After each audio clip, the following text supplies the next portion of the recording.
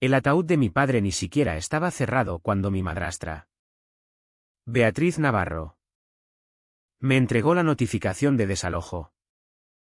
Teníamos 72 horas. La casa es mía ahora. Según el Nuevo Testamento. Susurró. Lo suficientemente alto para sonar educada y completamente humillante. Miré desde la cinta negra de la corona floral hasta el hombre de cabello plateado en la última fila del banco. Raúl Mendoza. El único que sabía lo que yo había presentado al amanecer. Mi nombre es Lucía Herrera. Tengo 33 años y mi trabajo es encontrar la podredumbre. Como gerente de cumplimiento en BioGalicia Biotech. Paso mis días siguiendo los hilos invisibles del engaño a través de datos de ensayos clínicos y contratos de proveedores. Busco firmas que no cuadran. Plazos demasiado convenientes. Ese olor metálico leve de la mentira enterrada en el papeleo. Hoy se suponía que era hija. No investigadora. Pero algunos hábitos se convierten en reflejo. La iglesia de Santa María en Rivermonte, Galicia. Estaba impregnada de la Santa Trinidad del duelo gallego, lana húmeda, barniz antiguo y el dulzor empalagoso de los crisantemos. La lluvia golpeaba un ritmo nervioso e inconsistente en el tejado de pizarra de la vieja iglesia. Cada gota. Un pequeño martillo contra el frágil silencio. El organista tocaba algo lúgubre y bajo. Una melodía que parecía deshilacharse. Las notas estirándose y luego rompiéndose como un hilo gastado. Era el sonido de algo que intentaba sostenerse pero fallaba. Estaba de pie junto a una gran fotografía enmarcada de mi padre. Antonio Herrera. Era una buena foto tomada el verano pasado antes de que la enfermedad empezara a desgastarlo. Sonreía. Con las arrugas en las comisuras de los ojos. El sol gallego volvía plateado su cabello gris. El aroma de la montaña de crisantemos blancos y amarillos dispuestos bajo el retrato era tan fuerte que parecía una presencia física. Un perfume que ahogaba la garganta. Me concentré en el sonido de la lluvia. Intentando usar el ruido para construir un muro dentro de mi cabeza. Entonces el muro se rompió. Beatriz. Mi madrastra. Se deslizó hacia mí. Un espectro con un abrigo color crema que contrastaba de forma calculada con los negros y azules sombríos que llevaba a todo el mundo. Su rostro era una obra maestra de dolor público. Sus ojos artísticamente húmedos. Sus labios curvados en una suave línea piadosa. Era una filántropa profesional. Sabía cómo trabajar una sala. Incluso una sala cargada con la muerte de su propio marido. No me ofreció un abrazo ni un toque de consuelo. En cambio, extendió la mano y en ella había un solo papel doblado con precisión. Al tomarlo, sus dedos rozaron los míos. Estaban fríos. Se inclinó. Su voz un susurro conspirador que se colaba bajo la música del órgano. La casa es mía ahora. Según el Nuevo Testamento. Murmuró. Las palabras justo lo suficientemente altas para ser educadas y absolutamente humillantes. Desdoblé el papel. En la parte superior. En letras mayúsculas severas. Ponía notificación de desalojo. Debajo. Los términos eran brutalmente simples. Yo. La ocupante. Debía retirar todas mis pertenencias y entregar la vivienda en 72 horas. Mis ojos se clavaron en el membrete. No era de ningún despacho de abogados que yo reconociera. La entidad listada como propietaria era Vargas Heritage S.L. El nombre me era desconocido. Yo había gestionado los seguros médicos y las cuentas domésticas de mi padre durante años. Conocía la arquitectura de sus bienes. Los nombres de cada testamento y sociedad. Esta no pertenecía. Era un nuevo código hostil insertado en un sistema familiar. Todos debemos seguir adelante. ¿Cariño? Añadió Beatriz, dándome una palmadita en el brazo con esa misma mano helada. Su sonrisa nunca vaciló. Era una cosa de plástico perfecta. Sin calor ni luz. Por encima de su hombro vi a un hombre que reconocí vagamente, Mateo Rivera. Un agente inmobiliario local conocido por voltear propiedades con velocidad agresiva. Estaba unos pasos detrás de ella. Un ejecutor silencioso con traje barato. Sosteniendo una carpeta contra el pecho como un escudo. Evitaba mi mirada. Prefiriendo estudiar una vidriera que representaba a un santo de aspecto triste. Un murmullo de conciencia recorrió los bancos. Mis tíos y tías. Primos que no veía desde hacía años. De repente encontraron algo fascinante en sus zapatos o en los libros de himnos. Se removieron. Tosieron. Fingieron secarse lágrimas que no existían. Su evitación practicada era su propio veredicto. No intervendrían. Era el espectáculo de Beatriz. Pero mi mirada se desvió más allá de ellos. Hasta la última fila. Junto a las pesadas puertas de roble. Un hombre estaba sentado solo. Perfectamente inmóvil. Raúl Mendoza. Su cabello era del mismo color que el de mi padre en la fotografía. Un gris plata distinguido. No era familia. Era el amigo de mi padre de Alcohólicos Anónimos. Un juez retirado con ojos que no se perdían nada. Cruzó la mirada conmigo a través de la iglesia abarrotada. Su expresión indescifrable. Y me dio un solo asentimiento casi imperceptible. Estaba observando. Sabía que mi entrenamiento había tomado el control. Empujé el duelo hacia abajo. Lo metí en una caja pequeña y apretada en el pecho y la cerré con llave. La emoción era un lastre. Necesitaba claridad. Mis dedos. Ahora firmes. Encontraron el borde de la página y la voltearon. Más texto. Mis ojos escanearon el jargón. Filtrando lo esencial. Modificación del testamento fechada el 5 de octubre. La fecha me golpeó con la fuerza de un puñetazo físico. Mi corazón, que latía contra mis costillas, se ralentizó de repente hasta un latido profundo y deliberado. Una calma fría y cristalina me invadió. 5 de octubre. Era martes. Era la semana en que el segundo y más masivo ictus de mi padre lo había destrozado. Dejándolo a la deriva en una niebla de confusión. Incapaz de sostener un bolígrafo. Mucho menos comprender el denso lenguaje legal de una modificación testamentaria. Estaba en la UCI del Hospital General de Rivermonte. Sus funciones cognitivas calificadas como gravemente deterioradas por un neurólogo cuyo informe yo misma había archivado con la mutua. No podía haber firmado aquello. No podía haberlo entendido. El hombre en aquella cama de hospital no era el que podía desheredar a su única hija de la casa donde nació. Beatriz seguía observándome. La cabeza ladeada.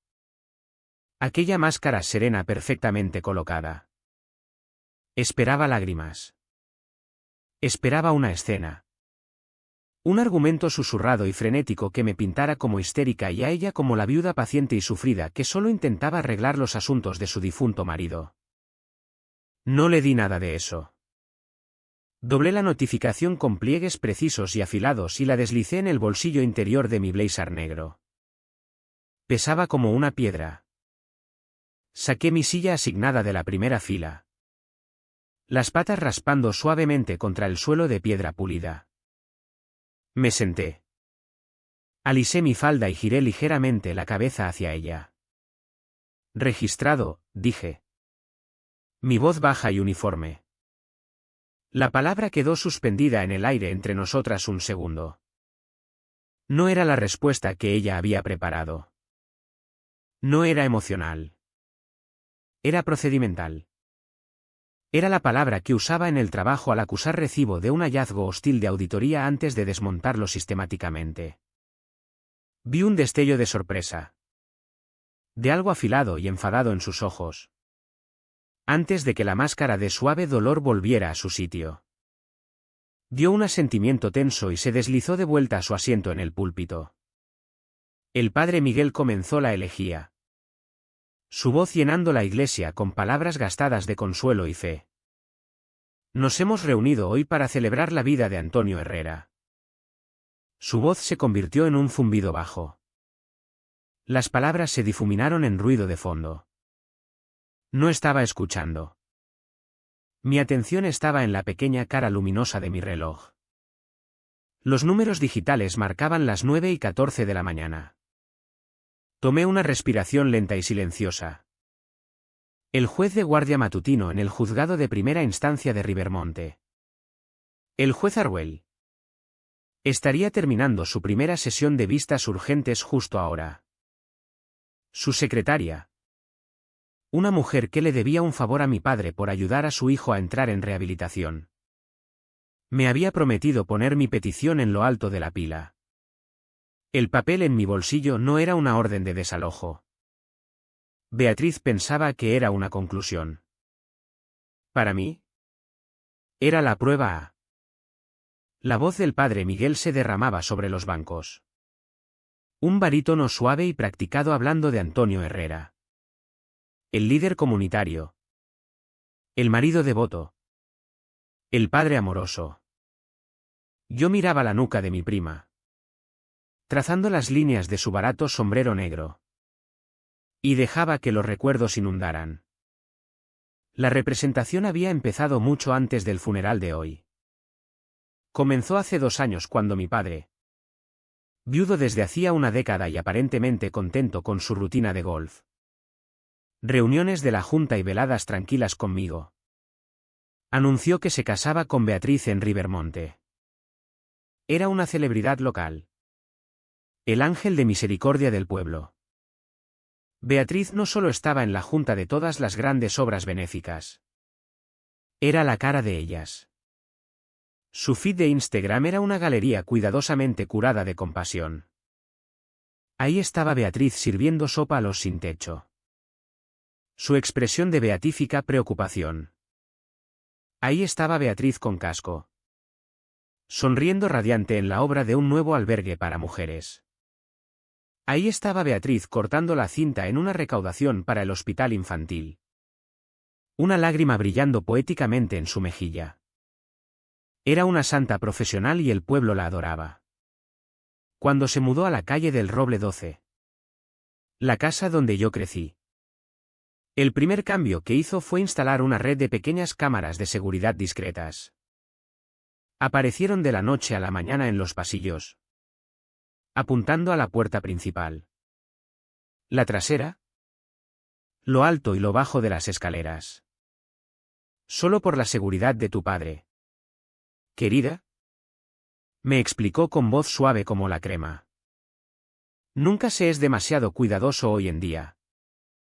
No protesté. Había vivido allí desde que me gradué en la universidad. Un arreglo que convenía a mi padre y a mí. Yo podía vigilarlo mientras envejecía. Y a cambio de tener una presencia estable en la casa. Asumí la tarea de Sísifo de gestionar sus cada vez más complejas reclamaciones de seguro médico y horarios de medicación. Las cámaras. Decía Beatriz. Eran solo una extensión de ese cuidado. Pero nunca me parecieron para su seguridad.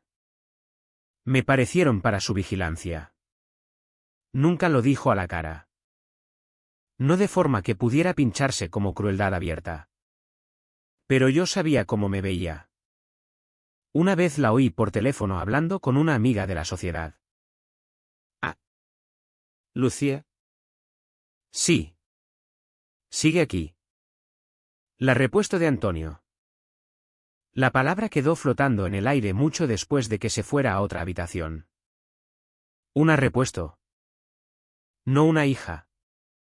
No familia. Sino una parte redundante. Un sistema de respaldo guardado por si acaso. Era lo más honesto que le había oído decir nunca. Nuestra vida familiar se convirtió en una producción. Las cenas ya no eran asuntos relajados donde papá y yo hablábamos de nuestros días. Con Beatriz en la mesa. Cada comida era una posible foto de oportunidad. Ella arreglaba la comida en los platos justo así. Ajustaba la iluminación y luego sacaba el teléfono. Sonríe. Lucía. Mostremos a todos qué familia feliz somos. Yo cumplía. Estirando los labios en una forma que se parecía a una sonrisa. Pero podía sentir la muerte en mis propios ojos. Una mirada plana y vacía que la cámara del teléfono nunca parecía capturar. O quizás sus seguidores simplemente elegían no verla. Yo era un accesorio en la obra meticulosamente escenificada de su vida perfecta. Luego. Hace 2 meses. La obra se convirtió en tragedia y Beatriz asumió su papel estelar. Mi padre se desplomó en el jardín. Resultado de un ictus isquémico masivo. En las horas y días caóticos que siguieron. Beatriz fue un torbellino de eficiencia aterradora. Hablaba con los médicos en tonos bajos y autoritarios. Gestionaba las llamadas de amigos y familia preocupados. Su voz temblando con un duelo perfectamente modulado. Y tomó el control del acceso. El hospital se convirtió en su dominio. Instituyó una política formal de visitas completa con tablilla y libro de registro que mantenía en el puesto de enfermeras. La primera vez que llegué a la UCI después de un largo día de trabajo. Me detuvo en la puerta. Ah. Lucía. ¿Bien? Estás aquí. Firma. Por favor. Me tendió la tablilla. Miré las columnas ordenadas para nombre. Hora de entrada y salida. Yo era su hija. Había estado sentada junto a su cama 3 días seguidos. Hablándole. Sosteniendo su mano sin respuesta. Me pedía que firmara como si fuera una extraña. Una repartidora. Era un sutil y brillante juego de poder. Degradándome de familia a visitante. Una invitada en la vida de mi propio padre cuya presencia estaba sujeta a su aprobación. Mientras él yacía en aquella cama perdido en el laberinto silencioso de su propia mente.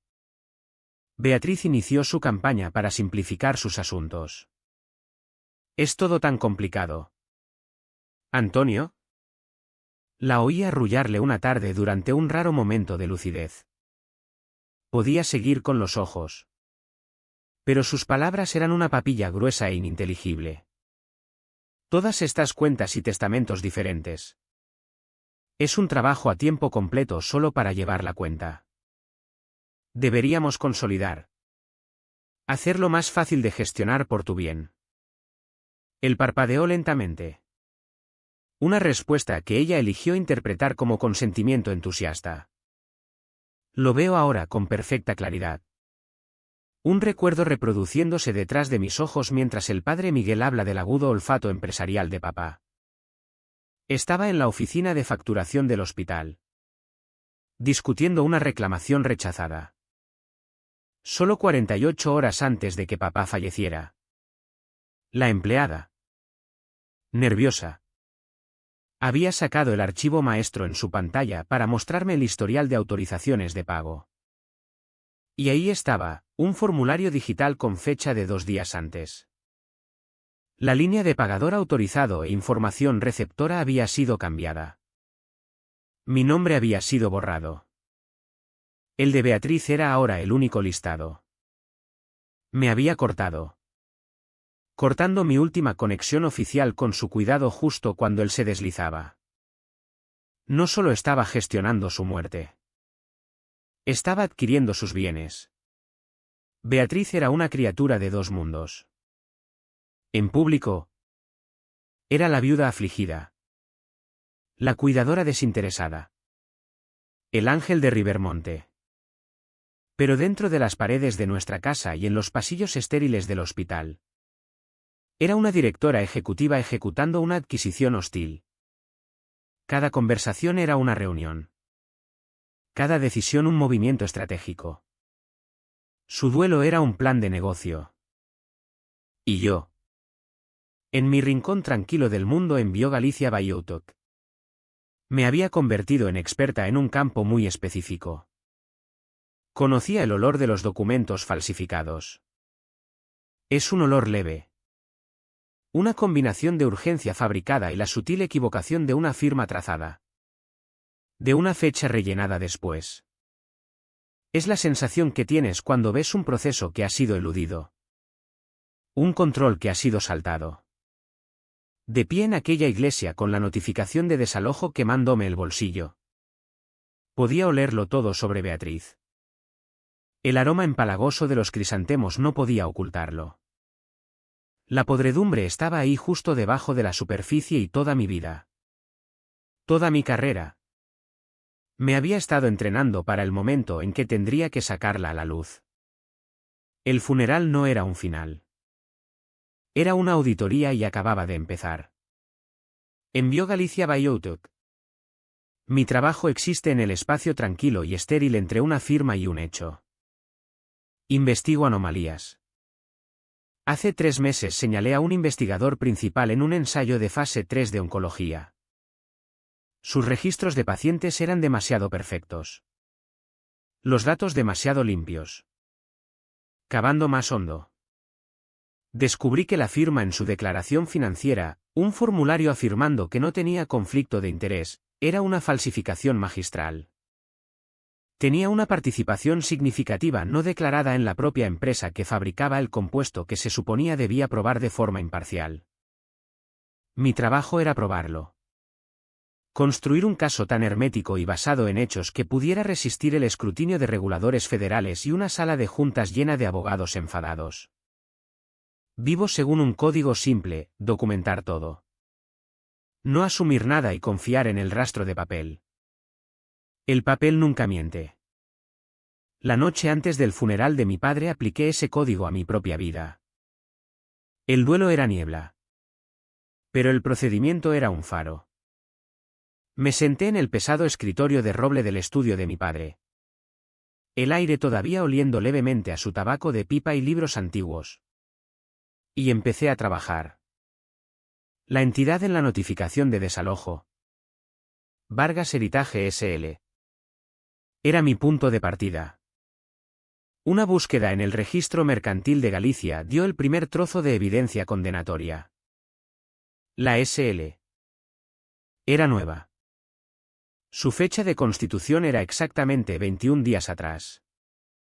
Se había creado mientras mi padre estaba en cama de hospicio respirando con ayuda de una máquina. El siguiente dato era la dirección registrada, Oficinas Creequide. Suite 400. Mi sangre se heló. Conocía aquella dirección. 2 años atrás había hecho consultoría freelance para una firma financiera en A Coruña, ayudándoles a desenredar un esquema de blanqueo complejo. Las sociedades pantalla usadas para lavar los fondos estaban todas registradas en el mismo sitio, un servicio de buzones que vendía anonimato corporativo por unos cientos de euros al mes. No era una oficina.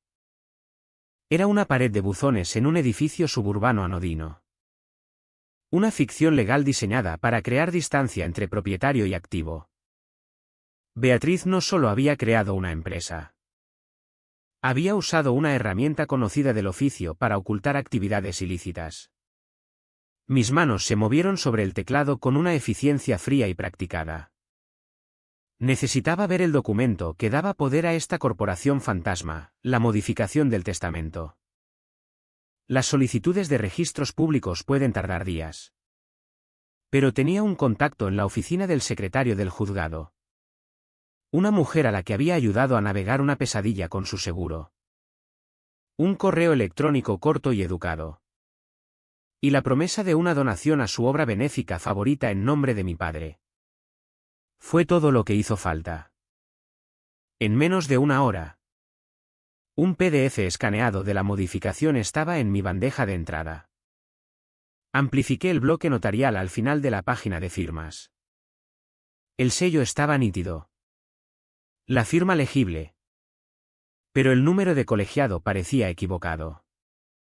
Para mi trabajo en BioGalicia mantengo una base de datos privada cruzada de licencias profesionales suspendidas o revocadas en la comunidad gallega. Es una herramienta esencial para verificar contratistas y auditores externos. Tecleé el número de colegiado del notario en mi campo de búsqueda. El resultado llegó en menos de un segundo. El colegiado perteneciente a ese número había sido revocado permanentemente 11 meses atrás tras una investigación estatal por fraude inmobiliario. El sello en la modificación del testamento de mi padre era un fantasma. Era legalmente nulo. Un sello falsificado en un documento fraudulento. Esta era la arquitectura del fraude. Pero necesitaba más. Necesitaba intención. Y entonces recordé las cámaras. Las herramientas de vigilancia de Beatriz. Había estado tan orgullosa del sistema. Explicando cómo podía monitorear la casa desde su teléfono. Asegurando que todo estaba seguro. El sistema sincronizaba automáticamente 30 días de grabaciones a un servidor en la nube. Era meticulosa con todo excepto. Resultó. Con la seguridad digital.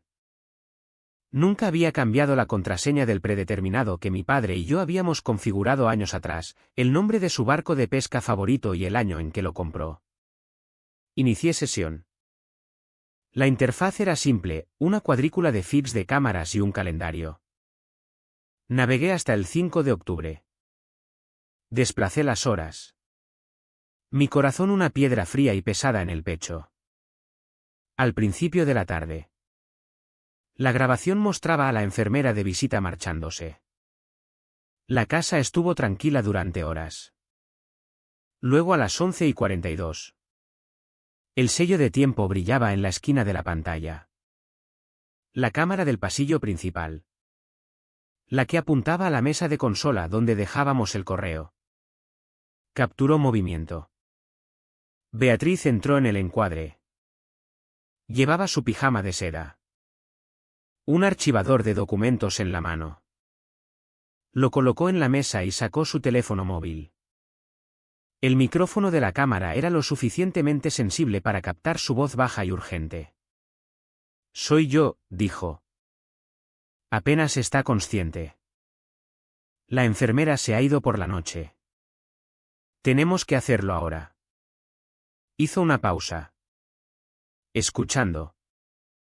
No sé. Solo tiene que parecer oficial. Necesitamos el sello del notario. El importante. Una voz de hombre. Pequeña y distorsionada por el altavoz del teléfono, pero aún reconocible. Respondió. El sello del notario. Lo tengo. Estaré ahí en 10. Deja la puerta lateral abierta. Conocía aquella voz. Aislé el audio. Lo limpié con un programa simple y lo reproduje de nuevo. Mateo Rivera. El agente inmobiliario que había estado de pie detrás de ella en la iglesia. Su rostro una máscara anodina de indiferencia profesional. El hombre cuyo nombre era sinónimo en Rivermonte de ayudar a fondos de inversión a ejecutar desahucios masivos. Lo tenía todo, la SL. Fraudulenta. La dirección de buzones. El sello de notario revocado y ahora vídeo y audio de la conspiración para cometer fraude grabados en el mismo sistema que Beatriz había instalado para controlar la casa que intentaba robar.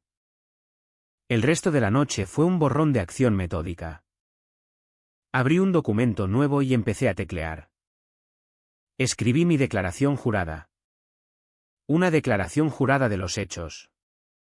Exponiéndolos en orden cronológico e irrefutable. Cada afirmación estaba respaldada por una prueba, la inscripción de la SL. El registro de dirección. El expediente del colegiado revocado del notario. Una transcripción del vídeo. Compilé el archivo de vídeo. El clip de audio y los documentos escaneados en una sola carpeta protegida con contraseña. Investigué el procedimiento civil gallego. redactando una petición de auto de medidas cautelares provisionales ex parte. Argumenté que se produciría daño inmediato e irreparable si no se concedía la orden. A saber, mi inminente e ilegal desalojo de mi hogar de toda la vida durante un periodo de duelo. A las 5:42 de la madrugada. Mientras las primeras pistas de un amanecer gris rompían por la ventana. Presenté electrónicamente todo el paquete en el juzgado de Rivermonte. Tenía una cosa más que hacer. Envié un único mensaje de texto. El destinatario era Raúl Mendoza. Soy Lucía Herrera, hija de Antonio. El papeleo está limpio. Está presentado. Raúl era el ancla de mi padre en Alcohólicos Anónimos. Era un hombre en quien mi padre confiaba implícitamente. Años atrás.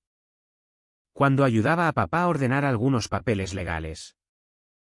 Raúl había pasado por allí. Puso una mano en mi hombro y dijo, tu padre es un buen hombre. Pero es demasiado confiado. Tú no. Si alguna vez te encuentras en una pelea donde las reglas importan, llámame. Solo asegúrate de que el papeleo esté limpio. Yo me encargo del resto. Mi teléfono vibró un minuto después. Respuesta de Raúl. Estaré ahí. Mantén la calma. Déjalos hacer su movimiento primero. Arrastré la carpeta de evidencia a un pequeño pendrive rojo brillante. El color de una alarma. De una señal de stop. Lo expulsé. El plástico cálido al tacto. Y lo deslicé en el bolsillo de mi blazer negro de funeral junto a la notificación de desalojo. De pie frente al espejo. Ajustando mi cuello. No vi a una hija afligida. Vi a una gerente de cumplimiento dirigiéndose a una auditoría de alto riesgo. No iba a un funeral a llorar. Iba a una reunión a presentar mis hallazgos. La estrategia que Beatriz empleó era un clásico juego de conchas. Una serie de muñecas legales anidadas diseñadas para ocultar el premio, mi casa, a plena vista. La calle del Roble 12 era simplemente nuestra casa familiar. Ladrillo sólido. Un gran porche. Un roble que mi padre plantó cuando yo nací. Pero en el mundo de activos y herencias, su propiedad estaba lejos de ser simple. Desbloquear la verdad requería abrir una capa tras otra para revelar la capa más pequeña y más complicada escondida dentro. La primera y mayor muñeca era la casa misma. Pero mi padre, un hombre prudente en todo, no había tenido la escritura a su nombre desde hacía años. En 2014, por consejo de su planificador patrimonial, había colocado la propiedad en un testamento vitalicio revocable. Esta era la segunda muñeca. Ligeramente más pequeña. Anidada dentro de la primera. El propietario legal de la casa era ahora el testamento del Roble 2014. Era un movimiento estándar y responsable diseñado para evitar el costoso y largo proceso de sucesión. Como única hija, yo estaba nombrada sucesora administradora. La persona que gestionaría los activos del testamento tras su muerte. Era limpio. Directo y diseñado para protegerme. Y dentro de ese documento de testamento, aquella segunda muñeca, yacía el corazón de su promesa hacia mí. Enterrada en la densa jerga legal del artículo 4. Sección C, una cláusula de no desalojo para descendiente lineal ocupante. En lenguaje llano. Significaba que si yo vivía en la casa en el momento de su muerte, no podía ser obligada a marcharme durante un periodo de 90 días. Era un periodo de duelo legalmente mandado. Un periodo de gracia que él había construido en la misma estructura de su herencia para asegurar que yo tendría un techo sobre mi cabeza mientras navegaba los primeros meses más difíciles del duelo. Esta cláusula era su voz hablando desde más allá de la tumba, diciéndome que estaba a salvo. Era lo único que Beatriz tenía que destruir. Esta es donde empezaron sus propias muñecas anidadas. Anoche, revisando los archivos digitales que había respaldado del ordenador de mi padre, encontré el documento presentado el mes pasado. Era un formulario de cambio de administrador con unos cuantos trazos de bolígrafo en un momento en que mi padre ya estaba debilitado y fácilmente confundido por su diagnóstico inicial. El control administrativo del testamento del roble se transfirió a una nueva entidad. Esta era la tercera muñeca. Una concha hueca y elegante deslizada sobre el testamento que mi padre había creado. El nombre del nuevo administrador era Vargas Heritage S.L. Y era una S.L. gallega por una razón. Galicia es el equivalente corporativo de una cuenta suiza. Una jurisdicción famosa por su fuerte velo corporativo, haciendo increíblemente difícil ver quién tira de los hilos. La casa estaba ahora en el testamento. Y el testamento estaba ahora controlado por la empresa Pantalla. Una capa más de aislamiento entre Beatriz y su premio. Y en el centro de todo estaba la muñeca más pequeña y fea, la modificación fraudulenta fechada el 5 de octubre. Esta era el arma. Una sola página. Unas pocas líneas tecleadas que apuntaban específicamente y golpeaban el artículo 4. Sección C del testamento. Era un disparo legal directo a la cláusula de no desalojo. Pero para que un arma así se disparara legalmente, se necesitaban dos llaves giradas simultáneamente. La primera llave era una notarialización válida. Una firma en un documento de esta magnitud es inútil sin un testigo legal, un notario que fije su sello y atestigue que el firmante estaba lúcido, consciente y actuando por su propia voluntad. Como ya sabía, el sello del notario que ella y Mateo habían usado pertenecía a un colegiado que había sido revocado. Era como usar un teléfono desconectado para hacer una llamada. No había nadie al otro lado. La primera llave era una falsificación. La segunda llave era una carta médica de capacidad.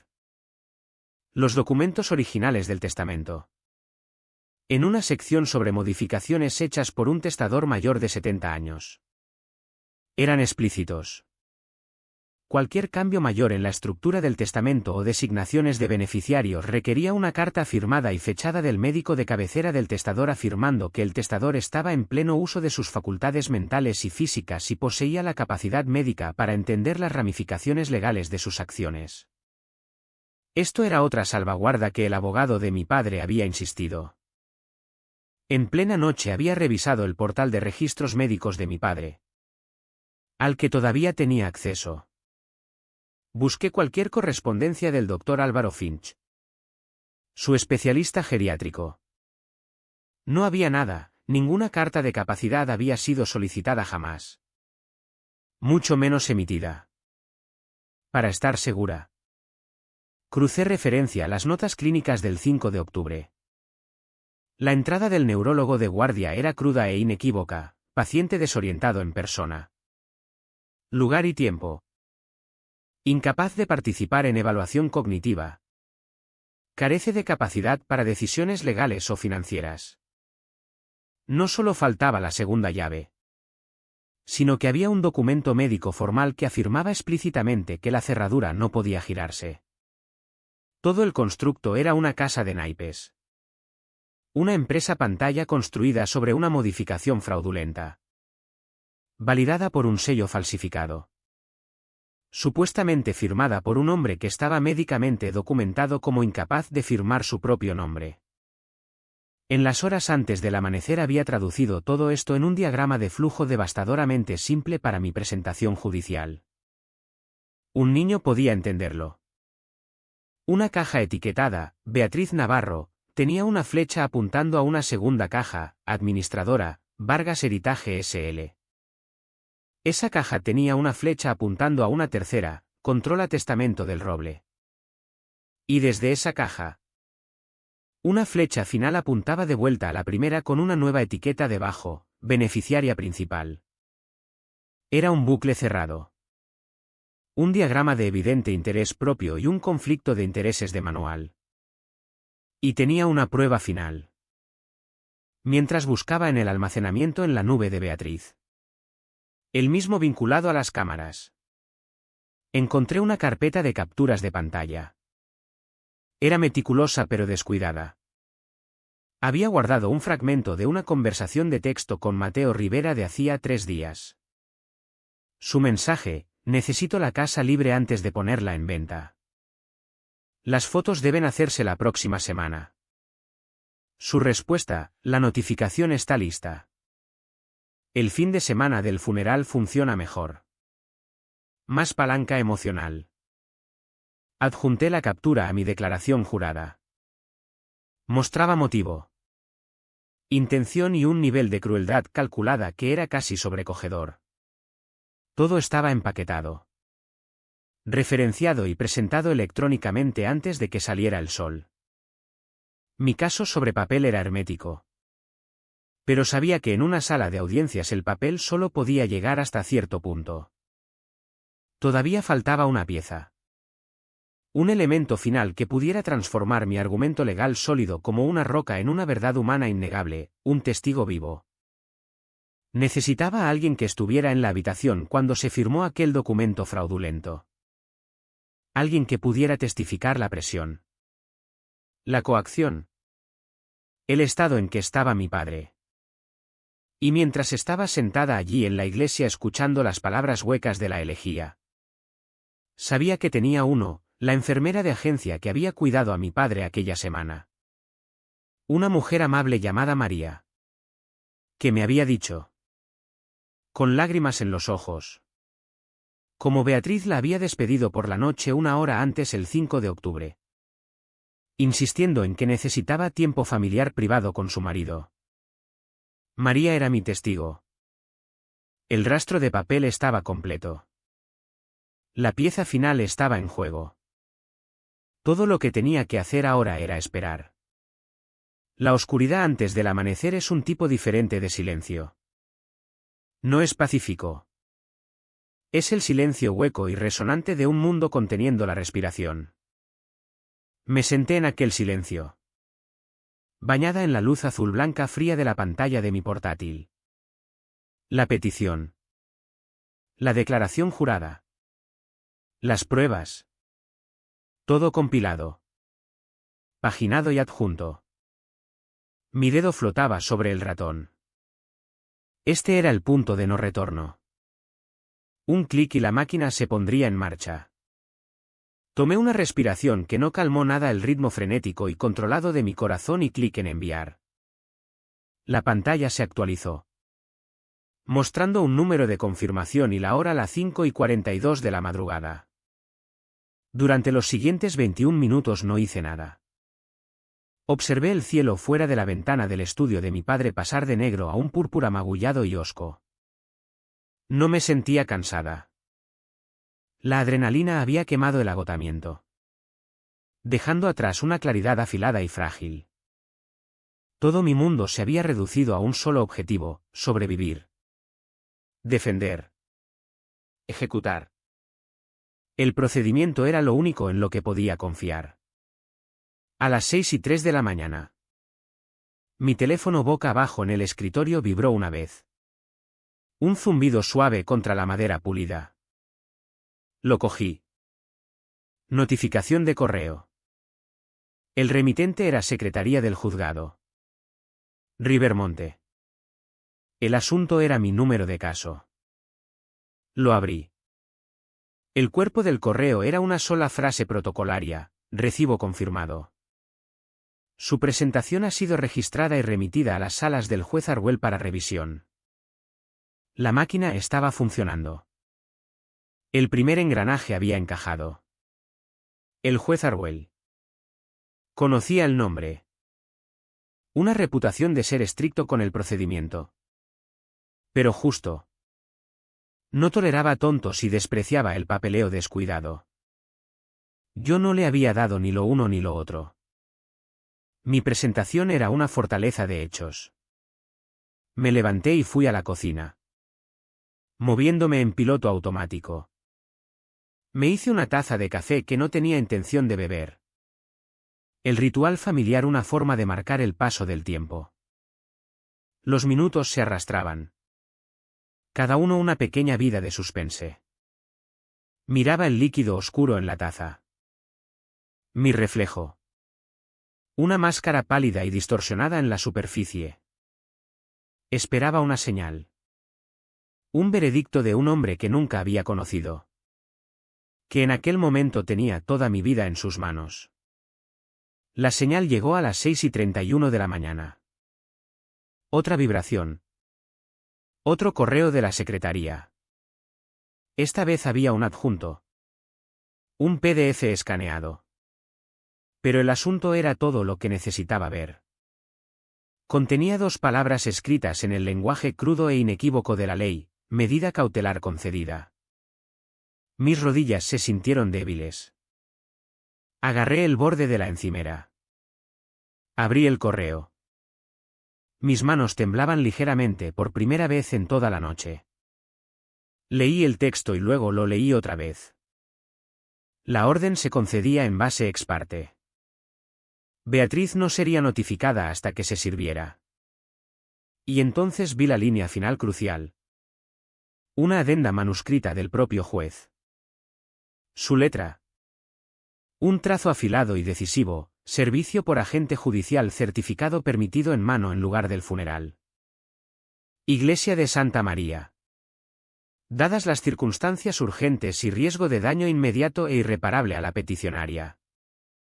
Lo entendía. Había leído los hechos. Visto la cronología y entendido la vileza del momento. Vio que Beatriz estaba usando el funeral de mi padre como arma. Y acababa de entregarme un escudo. La siguiente fase requería velocidad. A las 7:05 de la mañana.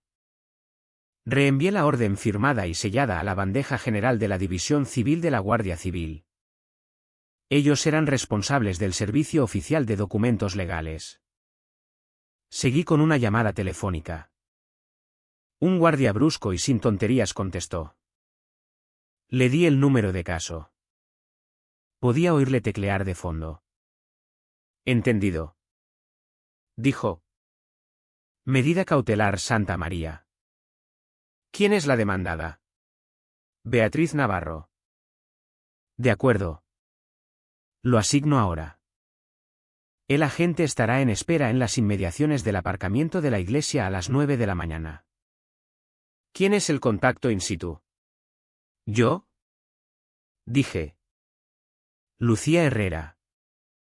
La peticionaria. De acuerdo. Señorita Herrera. Le enviará un mensaje cuando esté en posición. Avísele cuando esté lista para que proceda. La llamada terminó. Un agente neutral del juzgado estaba ahora en juego. Un hombre con placa y deber jurado de entregar aquel papel. Era la manifestación física de las palabras del juez Arwell. A las 8:17 de la mañana. Vestida con un sencillo traje negro. El pendrive rojo, un pequeño nudo duro en mi bolsillo. Hice una llamada final. Raúl Mendoza contestó al primer timbre. Su voz era calmada. Firme. Está hecho. Dije. Manteniendo mi propia voz baja y sin emoción. La medida cautelar está concedida. El agente está asignado. Hubo una pausa. Podía oírle respirar. Buen trabajo. Lucía. Dijo. El uso de mi nombre de pila fue reconfortante. Ahora escúchame. Tu parte está hecha por ahora. Has puesto los cimientos. Cuando llegues, no hagas nada. No digas nada. Solo llora a tu padre. Déjalos hacer su movimiento primero. No me apresuré. Empezó a caminar. Sus pasos medidos y deliberados sobre el suelo de piedra desgastado. El sonido de sus zapatos de suela de cuero era un tambor lento marcando los segundos finales de la farsa de Beatriz. Caminaba con la autoridad tranquila de un hombre que había pasado una vida en salas como aquella. No como doliente, sino como dispensador de consecuencias. Cuando llegó a la altura de mi banco, su camino lo puso al alcance de mi brazo. Nuestras miradas se cruzaron una fracción de segundo. No había lástima en su mirada. Solo una calma resuelta que reflejaba la mía. Era la mirada de dos profesionales ejecutando un plan bien trazado. Mi mano, que había estado descansando en mi regazo, se levantó. Estaba perfectamente firme. En mis dedos sostenía el pequeño pendrive rojo brillante. Era un destello carmesí contra el negro sombrío de mi traje. Su mano, grande y fresca, se cerró sobre la mía un instante, tomando el pendrive. Fue una transferencia sin fisuras. Un testigo pasado en la última recta de una carrera. Dio un solo asentimiento seco. Un gesto tan mínimo que casi era imperceptible. Pero hablaba de coordinación perfecta. Era exactamente como lo habíamos practicado en mi mente. Raúl se detuvo en el centro del pasillo. Una posición que lo ponía en la línea de visión de cada persona en la iglesia. Desde la primera fila hasta el coro. Levantó una fina tablet oscura. Su pantalla un espejo negro reflejando las vidrieras con economía de movimiento. Insertó el pendrive rojo en un puerto lateral. Su pulgar pasó por la pantalla una vez. 2 veces. Un archivo se abrió. Tocó reproducir. La pantalla parpadeó a la vida y el aire sagrado y silencioso de la iglesia fue violado por los sonidos de un monitor cardíaco de hospital. Un pitido rítmico constante, bip bip bip. El vídeo era granuloso. Grabado con la luz baja de la cámara del pasillo superior de mi casa. El sello de tiempo en la esquina brillaba con especificidad condenatoria, 5 de octubre. 11:42. La imagen era nauseabundamente familiar. Ahí estaba mi padre. Antonio Herrera. Hundido en una silla que habían subido de la cocina. Nadaba en su propio pijama. Su cuerpo frágil. Sus ojos desenfocados y nublados por la confusión. Su mano izquierda. La que el ictus había dejado casi inútil. Yacía flácida en su regazo. Su mano derecha temblaba en el reposabrazos con un temblor violento e incontrolable. La cámara mostraba a Beatriz inclinada sobre él. Su rostro una máscara de paciencia forzada. Empujó un archivador de papeles sobre su regazo. Solo firma. ¿Antonio? Susurró su voz desde los pequeños altavoces de la tablet.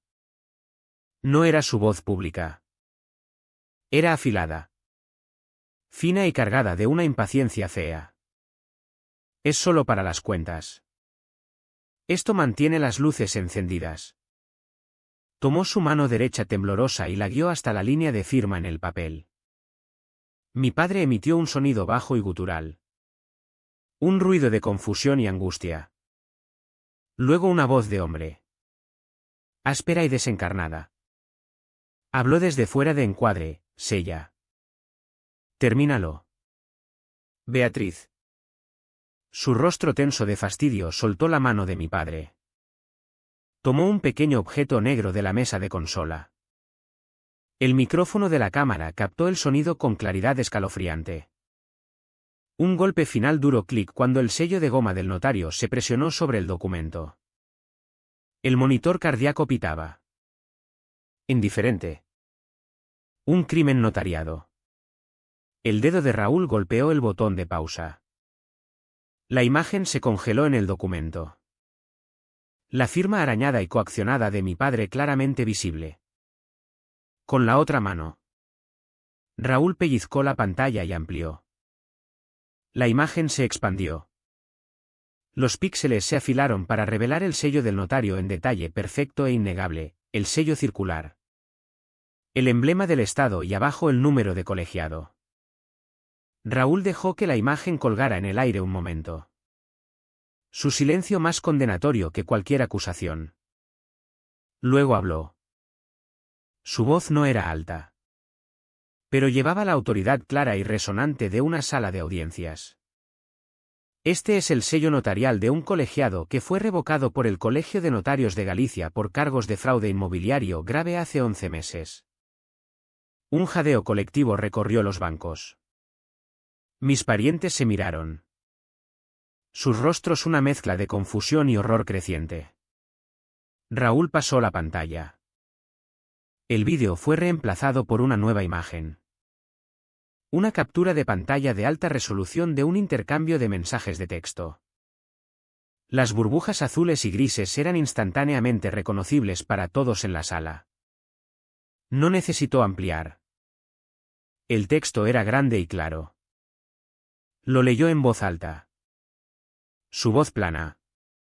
Sin emoción. Una simple recitación de hechos. Un mensaje de Mateo Rivera a Beatriz Navarro 3 días atrás. Cita, la notificación está lista. El fin de semana del funeral funciona mejor. Más palanca emocional. Fin de cita. Dejó que las palabras se asentaran en el silencio atónito. Observé a Beatriz. El color había abandonado su rostro, dejando atrás un gris pastoso. Sus ojos estaban muy abiertos, saltando de la tablet en la mano de Raúl a los rostros de la gente en los bancos. La misma gente que había cultivado durante 2 años para su audiencia. Raúl tomó una respiración lenta y profunda. Era un sonido de profunda finalidad. Cuando levantó la vista, la tristeza que había estado en sus ojos, el duelo por su amigo perdido, había desaparecido. Había sido reemplazada por algo tan duro y frío como acero forjado. El amigo se había ido. El juez estaba aquí. Levantó la cabeza y miró directamente a Beatriz. No dijo una palabra. Simplemente sostuvo su mirada desde el otro lado del pasillo. La tablet en su mano brillando con la evidencia de su depravación. En ese preciso momento, como si fuera convocado por el peso de la mirada de Raúl, las grandes puertas de roble en la parte trasera de la iglesia crujieron al abrirse. El sonido cortó el silencio y todas las cabezas, incluida la de Beatriz, giraron para mirar. Un hombre estaba silueteado contra la luz gris de la mañana. Era de altura y complexión media, vestido con un sencillo cortavientos. Era nadie y todo el mundo. Pero en su mano derecha sostenía un gran sobremanila amarillo dorado. Era el agente judicial. Dio un paso dentro, sus ojos escaneando la parte delantera de la iglesia. Y luego empezó a caminar por el pasillo. Beatriz lo vio acercarse y la máscara meticulosamente construida de la viuda benevolente afligida no solo se deslizó. Cayó de su rostro como una cosa húmeda e inútil, haciéndose añicos en el suelo de piedra. Sus labios, que habían estado curvados en una sonrisa de lástima condescendiente momentos antes, ahora estaban entreabiertos en un jadeo silencioso. El duelo practicado en sus ojos fue reemplazado por el terror primal y crudo de un depredador que de repente se da cuenta de que ya no es el cazador sino la presa. La sala de juntas de BioGalicia Biotech está en la planta superior. Una jaula de paredes de cristal suspendida 12 pisos sobre las calles grises de A Coruña. Es una sala diseñada para ser fría. La vasta mesa de caoba está pulida hasta convertirse en un espejo oscuro. Las sillas de cuero emiten un leve olor frío y el aire acondicionado siempre está ajustado a 18 grados exactos. Es un lugar donde se toman decisiones de millones de euros con la calma desapegada de un procedimiento quirúrgico. Al mediodía, solo 3 horas después de haber visto a un agente judicial entregar a Beatriz una orden judicial junto al ataúd de mi padre. Este teatro estéril era el escenario del segundo acto. No estaba invitada. Sabía que la reunión estaba ocurriendo porque había visto la invitación en la agenda de nuestro director de operaciones, revisión de desinversión de activos Q4. También lo sabía porque había visto la presentación preliminar donde enterrado bajo un subtítulo de activos inmobiliarios no esenciales. Había una sola línea, calle del Roble 12. Cuando empujé la pesada puerta de cristal, la conversación se detuvo. 10 pares de ojos pertenecientes a las personas más poderosas de la empresa se volvieron hacia mí. Beatriz estaba a la cabeza de la mesa. No en el asiento reservado para el consejero delegado, sino en el designado para la presidenta de la oficina familiar Vargas, nuestro mayor accionista institucional. Se había cambiado el abrigo crema de funeral y ahora llevaba un severo traje azul oscuro de poder. Parecía confiada, compuesta, como si los eventos de la mañana hubieran sido un inconveniente menor y desagradable que ahora quedaba atrás. Lucía, dijo nuestro director de operaciones. Davidchen. No te esperábamos. Siento mucho tu pérdida. Deberías estar en casa. Gracias. David, dije. Mi voz uniforme y calmada. Cerré la puerta tras de mí. El suave clic del pestillo sellándonos dentro. No estoy aquí como hija. Estoy aquí como gerente de cumplimiento. Necesito señalar un ítem en la agenda actual. Ítem 7b. La disposición de la propiedad del Roble. Los ojos de Beatriz se entrecerraron. Un leve rubor subió por su cuello. Pero su voz era puro hielo. Es una simple liquidación de activos para optimizar la posición de liquidez de la oficina familiar tras el fallecimiento de Antonio. Es una formalidad. Por desgracia. No es tan simple, respondí. Caminando hacia la mesa. Coloqué mi maletín de cuero en el suelo y saqué una fina carpeta de archivos. Proceder con esta venta en este momento expondría a BioGalicia a una responsabilidad legal y financiera significativa. Un murmullo recorrió la mesa. El consejero general. Un hombre cauteloso llamado Arturo Vance. Se inclinó hacia adelante. ¿Con qué fundamento? Lucía. Con 3 fundamentos, dije, sosteniendo su mirada. Primero, la transacción propuesta se basa en un claro conflicto de intereses.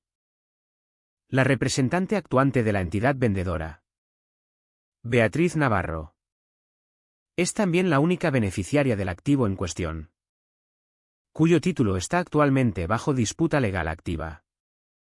Segundo, el activo mismo está ahora sujeto a un auto de medidas cautelares emitido por el juzgado, lo que hace ilegal cualquier intento de vender o gravar la propiedad. Hice una pausa, dejando que las palabras calaran. Luego volví mi atención al hombre sentado al final de la mesa. El representante de nuestro banco principal de préstamos. Y tercero, y más crítico para esta empresa. Forzar esta venta constituye un incumplimiento material del pacto de cambio de control vinculado a la línea de crédito de la oficina familiar Vargas.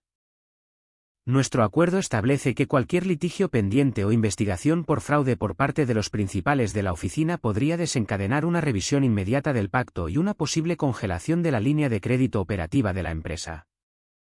El banquero palideció. Beatriz resopló. Un sonido agudo y feo. Esto es infundado. Una riña familiar interna. ¿Lo es? Abrí mi carpeta. Saqué el primer documento y lo deslicé sobre la superficie pulida de la mesa. El papel se deslizó por la madera y se detuvo en el centro. Esta es una copia del auto de medidas cautelares firmado por el juez Arguel a las 6:31 de esta mañana. Deslicé un segundo documento junto a él. Esta es una impresión de los registros del sistema de seguridad de la propiedad para la noche del 5 de octubre mostrando actividad no autorizada. Un tercero. Este es el registro oficial del Colegio de Notarios destacando el número de colegiado revocado del notario cuyo sello se usó en la modificación del testamento. Y un último. Y esta es una captura de pantalla de la correspondencia entre Beatriz y su agente Mateo Rivera confirmando su intención de usar este fin de semana para desalojar forzadamente la propiedad para una venta rápida. Los 4 documentos yacían en el centro de la mesa como una bomba. La sala quedó completamente en silencio, salvo por el zumbido bajo del aire acondicionado. El banquero fue el primero en hablar. Su voz era un susurro fino y aflautado. Tiene razón, Arturo. cualquier venta posterior al auto congelaría absolutamente el escrow por nuestra parte. No tendríamos elección. David Chen, el director de operaciones, recogió lentamente el auto. Lo leyó. Su rostro sombrío. Luego levantó la vista. No hacia mí, sino directamente a Beatriz. La temperatura de la sala, ya fría, pareció bajar otros 10 grados. Su voz era baja, pero cortó el silencio como un bisturí. «Beatriz», preguntó, sus ojos clavados en los de ella. «¿Alteraste el testamento mientras el señor Herrera carecía de capacidad médica?» Una sola gota de sudor trazó un camino por la sien de Beatriz. Su compostura corporativa cuidadosamente construida se estaba resquebrajando. Miró alrededor de la mesa buscando un aliado y solo encontró miradas frías y escrutadoras. «Esto es un asunto familiar», espetó, su voz subiendo. «No tiene nada que ver con BioGalicia. Es privado». No levanté la voz. No tuve que hacerlo. Tenía los hechos de mi lado. Se convirtió en un asunto corporativo, dije, mi voz cortando limpiamente su fanfarronada. En el momento en que lo metiste en la presentación de desinversión de activos de esta empresa. En el momento en que usaste tu posición como representante del Consejo para intentar aprovechar los recursos de esta empresa y legitimar una transacción fraudulenta. Pusiste en riesgo a toda la empresa para resolver un problema personal. ¿Jaque mate? Beatriz abrió la boca. Luego la cerró de nuevo. No quedaba nada que decir. Había sido expuesta. No en un drama familiar desordenado y emocional, sino bajo la luz fría e implacable de la gobernanza corporativa. Arturo Vance, el consejero general. Se aclaró la garganta. Miró a Beatriz. Luego a David. Y luego a los papeles condenatorios sobre la mesa. Su rostro era una máscara sombría de deber profesional. A la luz de esta información, dijo. Su voz la palabra oficial final sobre el asunto. Suspendemos indefinidamente la votación del ítem 7b. Pendiente de una investigación interna completa. La reunión había terminado. Beatriz estaba congelada en su silla. La poderosa ejecutiva de repente reducida a criminal común. No sonreí. No me permití un solo destello de triunfo. Simplemente metí la mano en mi maletín. Saqué mi tablet de empresa y abrí la aplicación de actas de reunión. Era la gerente de cumplimiento. Era mi trabajo registrar los hechos. Y tecleé, votación del ítem 7b suspendida por consejo legal. La votación estaba suspendida. Las palabras de nuestro consejero general, Arturo Vance, quedaron suspendidas en el aire gélido de la sala de juntas. Absolutas y finales. Beatriz estaba clavada a su silla. No por fuerza física, sino por el peso de 10 pares de ojos de repente hostiles y los 4 papeles condenatorios que yacían en el centro de la mesa de caoba. La máquina de la gobernanza corporativa. Una máquina que ella había pretendido usar para sus propios fines. Se había vuelto contra ella. Estaba atrapada en sus engranajes. Durante un minuto completo. El único sonido fue el susurro del sistema de ventilación.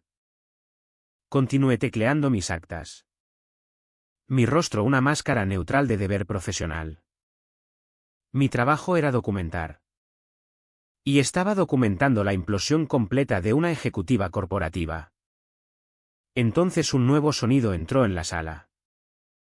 Un zumbido único y distinto. Luego otro.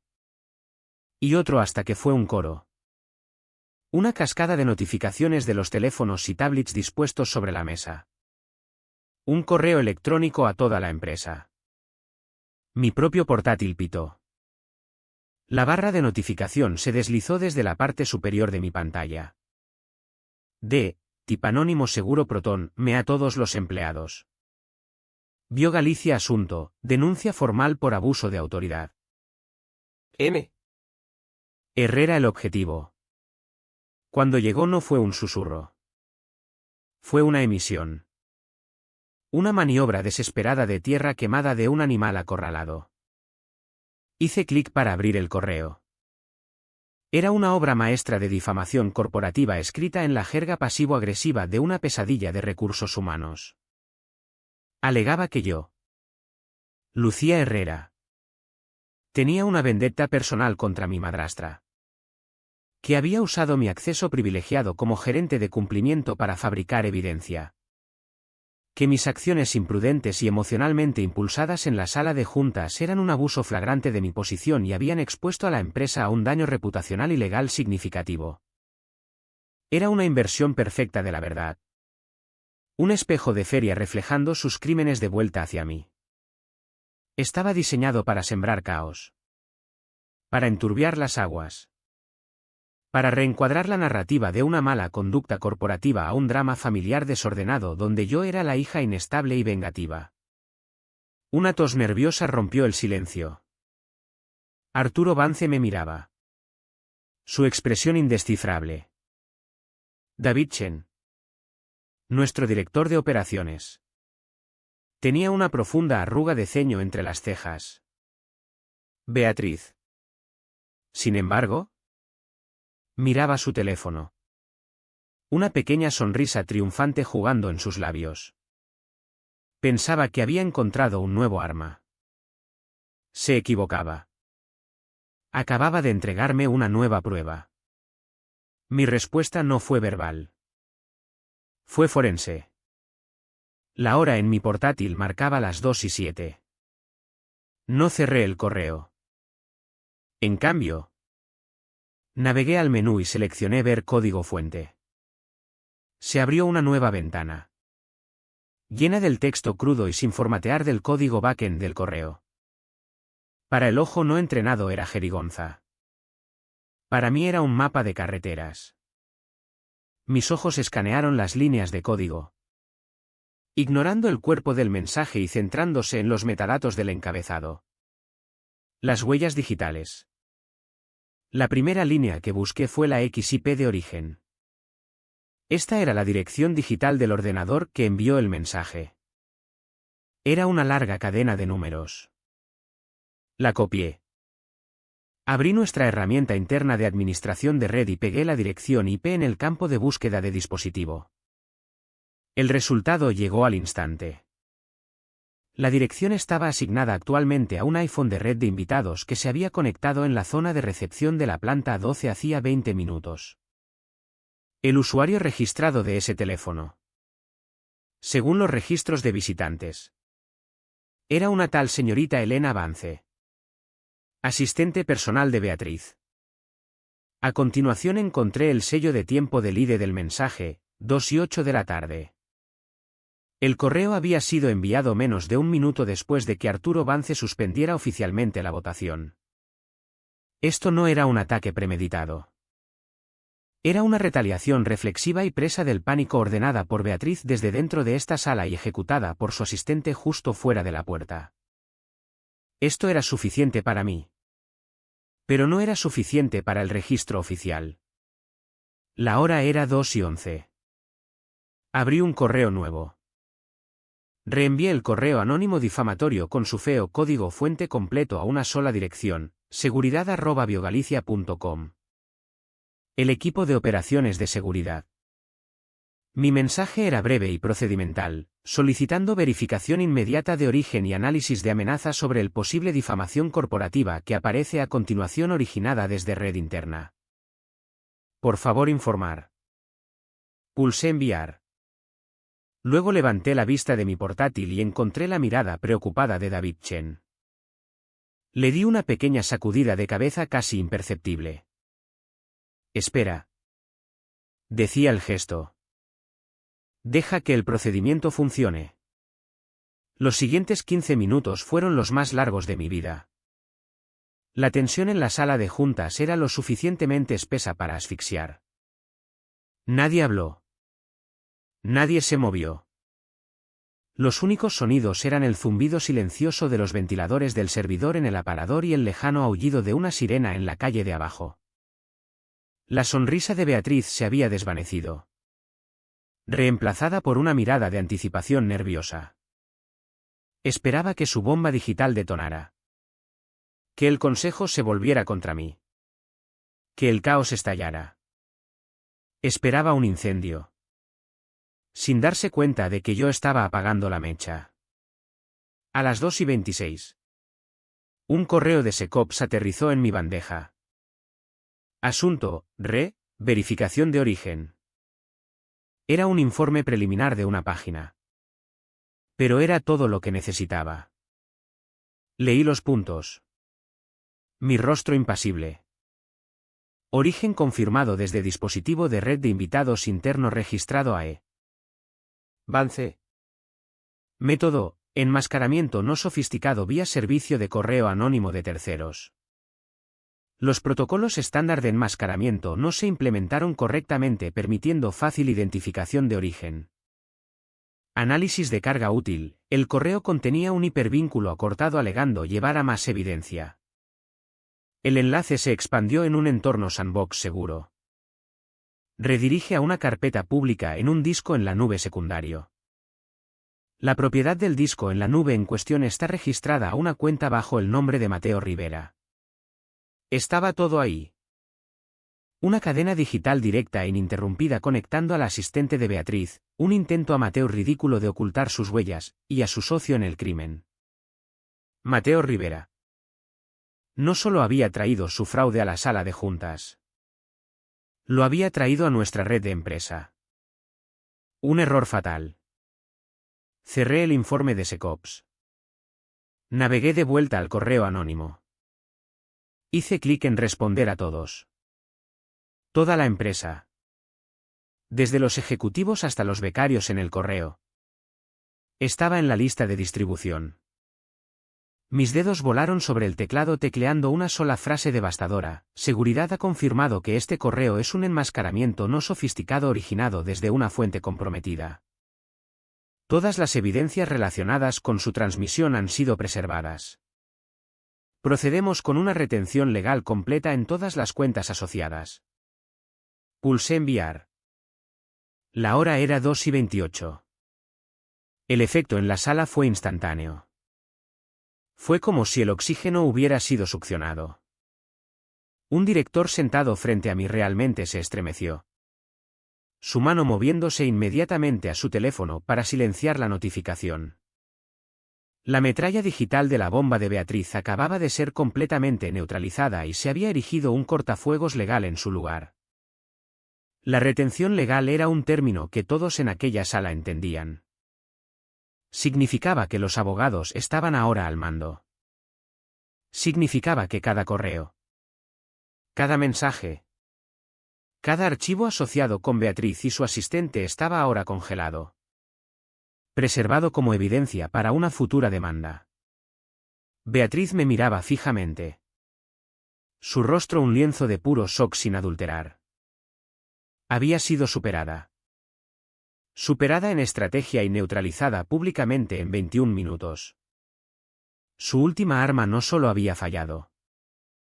Había explotado en su mano. Mi teléfono vibró sobre la mesa. Un mensaje privado de Beatriz. Su último intento desesperado de cambiar las reglas del juego. Podemos hablar. Mujer a mujer. Intentaba arrastrarme fuera del mundo frío y duro de los hechos y la evidencia y de vuelta al reino emocional y desordenado de las apelaciones personales donde pensaba que tenía ventaja. Cogí el teléfono. Tecleé mi respuesta: hablaremos bajo juramento. Envié el mensaje. Luego empecé a recoger mis cosas, cerrando mi portátil con un clic suave y final. Había presentado mis hallazgos. Había defendido mi posición. Mi trabajo aquí había terminado. Me levanté. Asentí una vez a David Chen y salí de la sala de juntas, dejando las ruinas de la vida corporativa de Beatriz detrás de mí. Mientras bajaba en el ascensor, la adrenalina empezó a desvanecerse, reemplazada por un profundo cansancio hasta los huesos. Salí del edificio al frío aire de la tarde. El funeral que casi había olvidado. Me subí al coche y conduje de vuelta a Santa María. Cuando entré en el aparcamiento, podía oír el sonido tenue del órgano a través de las vidrieras. El himno final todavía sonaba. El día no había terminado todavía. El mundo, que había sido un borrón caótico de sonido y furia en una lejana sala de juntas, ahora se había contraído a este único momento silencioso en el santuario silencioso de Santa María. El agente judicial estaba de pie justo dentro de las puertas. Un presagio quieto y paciente. Beatriz era una estatua tallada en pánico. Su mano congelada en el acto de intentar desalojarme. Y Raúl Mendoza, que había iniciado esta reacción en cadena. Era el centro indiscutible de gravedad en la sala. El organista, que había estado tocando suavemente un himno de salida, debió sentir el cambio en la atmósfera. La música vaciló. Una sola nota colgando en el aire como una pregunta. Y luego se detuvo por completo. El silencio que se precipitó para llenar el vacío era absoluto. Era una cosa viva. Una presión pesada que hacía que cada sonido diminuto fuera una explosión. El suave crujido de la puerta de roble cuando el agente judicial la cerró suavemente tras él. El susurro de un libro de himnos deslizándose del regazo de alguien en la tercera fila. La aguda inhalación colectiva de 100 personas presenciando algo de lo que hablarían el resto de sus vidas. Raúl Mendoza dio 2 pasos adelante, apartándose de la pared trasera y entrando en el centro del pasillo principal. Ya no era solo un doliente. Ocupaba el espacio, transformando la nave de una iglesia en el pozo de una sala de audiencias. Cuando habló, su voz no estaba elevada, pero poseía un timbre claro y calmado que llenaba el espacio, alcanzando cada rincón, cada banco, cada testigo soqueado y silencioso. Me llamo Raúl Mendoza. ¿Comenzó? Sus ojos escaneando lentamente los rostros de la congregación. Durante 32 años serví como juez de la audiencia provincial de esta provincia. Dejó que el título se asentara sobre la sala. No era una fanfarronada. Era una declaración de jurisdicción. Estaba estableciendo la autoridad por la que estaba a punto de dictar sentencia. Luego volvió su mirada fresca y deliberada hacia Beatriz. Un auto de medidas cautelares. Continuó. Su voz tan precisa y desapasionada como si leyera de un expediente. Caso número CB 2024 a 5914 fue revisado y concedido por el honorable juez Arruel en sus salas a las 6:31 de esta mañana exactamente. La orden se refiere a la propiedad en calle del Roble 12. Hizo una pausa, dejando que los términos legales quedaran suspendidos en el aire antes de traducirlos para beneficio del jurado de nuestros pares. En términos llanos, esto significa que cualquier intento de intimidar, acosar o desalojar forzadamente al residente legal de esa propiedad durante el periodo prescrito de 90 días de duelo es un acto ilegal procesable como desacato al tribunal.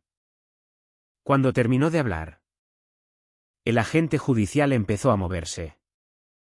Caminó por el pasillo con paso firme y sin prisa, Sus ojos fijos en Beatriz. Era la encarnación de la voluntad del tribunal.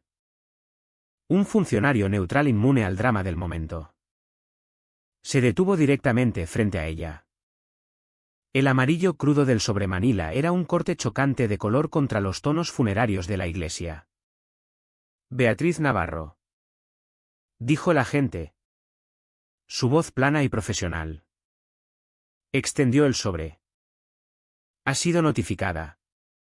El acto físico de colocar los papeles en su mano pareció romper su parálisis. Se estremeció, retirando la mano como si el sobre estuviera en llamas. Miró salvajemente alrededor.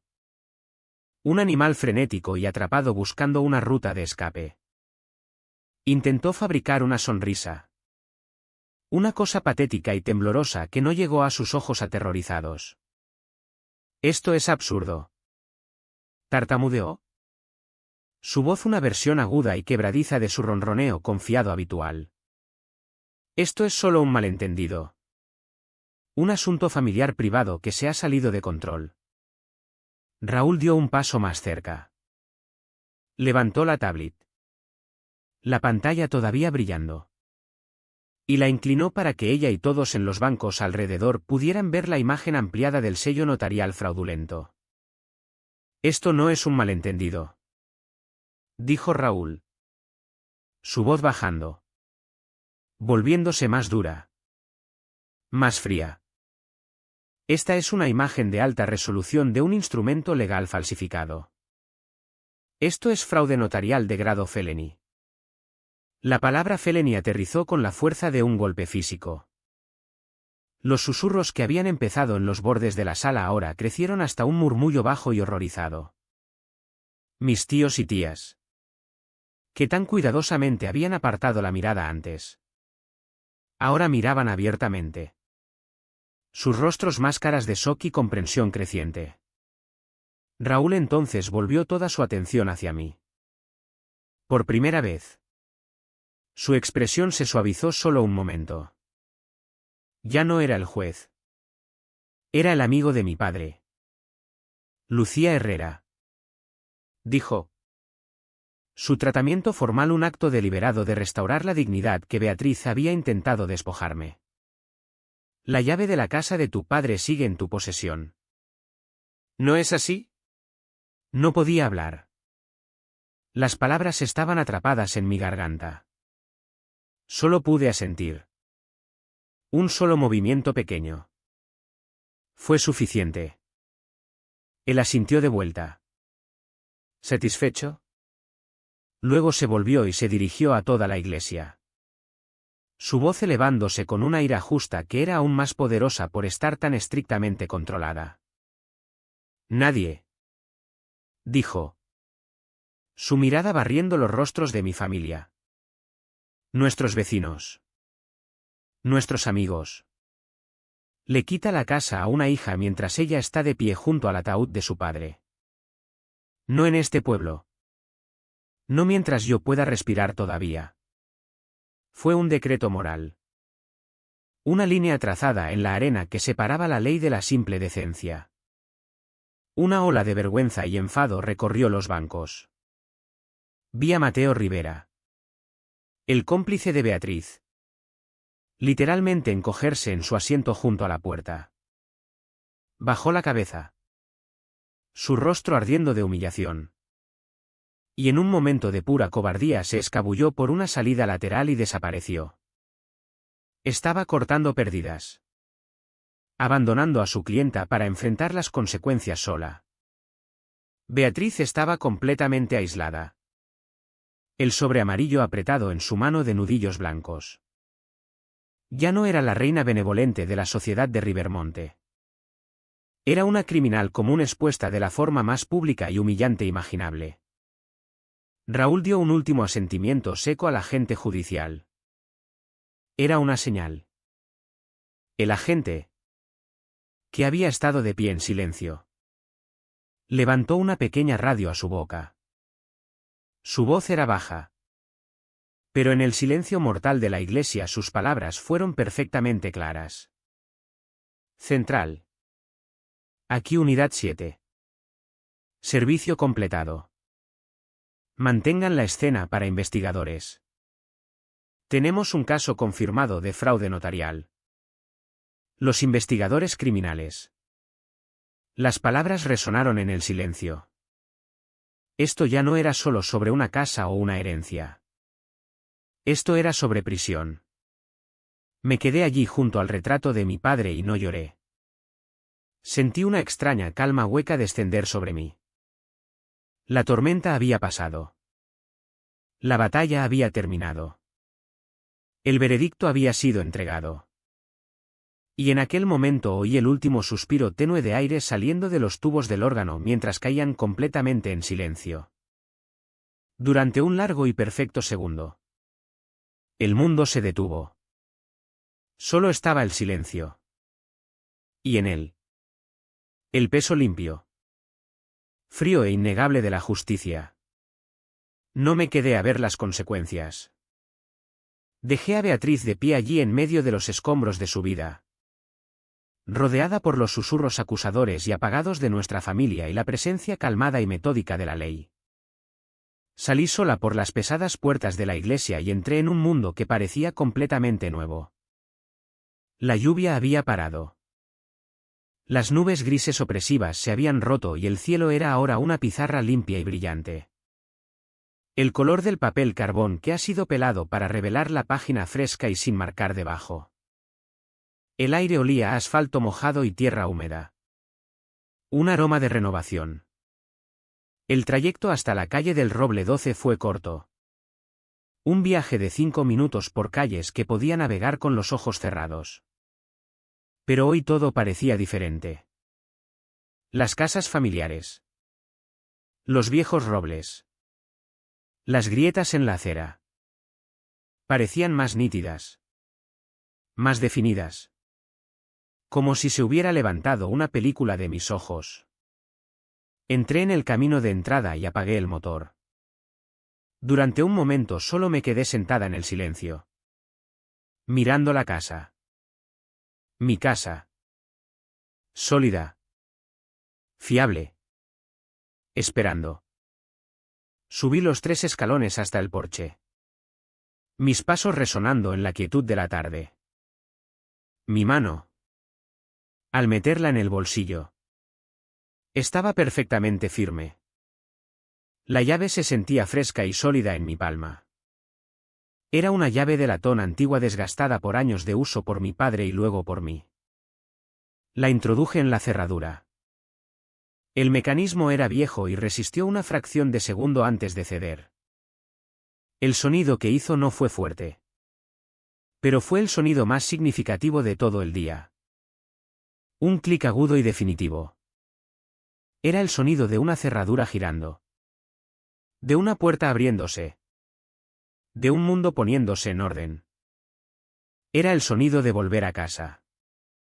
Crucé el umbral hacia la quietud familiar y reconfortante del recibidor. Cuando la puerta se cerró tras de mí. Mi teléfono, que había estado en silencio durante el trayecto, empezó a vibrar contra mi pierna. Una serie de notificaciones. Las réplicas digitales del terremoto que yo había iniciado. Lo saqué y miré la pantalla de bloqueo. El primero era un correo del departamento legal de nuestro banco principal. El asunto era frío y corporativo, urgente, congelación confirmada de escrow en todas las cuentas y líneas de crédito de la oficina familiar Vargas. La primera consecuencia había aterrizado. El dinero se había detenido. El segundo era de Arturo Vance, consejero general de BioGalicia. Asunto: retención legal iniciada, investigación formal abierta. La máquina corporativa estaba ahora en marcha. Cauterizando la herida que Beatriz había infligido. Preservando la evidencia y protegiéndose a sí misma. Los muros se levantaban alrededor de ella. Y luego estaba el último. Un mensaje de texto entregado hacía solo momentos de Beatriz. Era una sola palabra patética despojada de toda su artimaña y poder habituales. Por favor. Era una súplica de una negociación que no había ganado. De una misericordia que nunca había mostrado. Era el último jadeo de un depredador atrapado en una trampa de su propia creación. Miré la palabra durante un largo momento. Sintiendo nada más que una vasta calma vacía. Luego mi pulgar se movió al lado del teléfono y presionó el botón de encendido. La pantalla se puso negra. La conversación había terminado. Caminé hasta el salón. El aire estaba quieto y olía a libros antiguos y a la presencia tranquila de mi padre. Tomé la gran fotografía enmarcada de él. La del funeral. Y la coloqué en su lugar legítimo en el centro de la repisa sobre la chimenea fría y oscura. Él estaba en casa ahora. Me quité el blazer negro. La armadura del día. Y lo colgué sobre el respaldo de una silla. Y por primera vez desde que me había despertado en la oscuridad previa al amanecer. Me permití respirar un largo, lento y tembloroso suspiro que parecía llevar consigo toda la tensión. Todo el duelo y toda la rabia de los últimos meses. Desde la ventana delantera vi un coche patrulla de la Guardia Civil de Rivermonte detenerse en la acera al otro lado de la calle. No usó sirena ni luces intermitentes. Era una llegada tranquila. 2 agentes uniformados bajaron y empezaron a caminar. No hacia mi casa, sino hacia la casa de la amiga más cercana de Beatriz. La mujer a la que sabía que ella habría corrido. La investigación oficial había comenzado. Dentro. La casa estaba en silencio. Se sentía como un aliado. Sus paredes sólidas. Una fortaleza que había resistido la tormenta conmigo. Estaba de mi lado. Mi mirada cayó sobre la esquina de la sala donde una de las cámaras de seguridad de Beatriz estaba montada cerca del techo. Su pequeña luz roja malévola todavía parpadeaba. Un último resto persistente de su vigilancia. ¿Su control? Caminé hacia ella. Mis pasos sin prisa. No la arranqué de la pared. Simplemente seguí su fino cable negro hasta el enchufe eléctrico. Mis dedos se cerraron alrededor del enchufe y lo saqué del socket. El pequeño ojo rojo se apagó y la sala fue mía otra vez. En la mesa de consola junto a la puerta, donde había dejado las llaves, coloqué los 2 artefactos de mi batalla, el pendrive rojo brillante. Su trabajo ahora terminado. Yacía junto al auto judicial amarillo dorado. Su autoridad legal cruda ya no era necesaria. Eran 2 piezas de un rompecabezas terminado. Testigos silenciosos de una guerra que se había librado y ganado no con gritos, sino con papeleo. Abrí la puerta principal y salí al porche al aire limpio y fresco. Miré el roble de mi padre. Sus hojas empezando a volverse del color del fuego. Miré la calle tranquila y pacífica. Mi calle. Mi casa. Mi vida restaurada. Hablé las palabras suavemente. A la casa. Al recuerdo de mi padre y a mí misma, hemos terminado.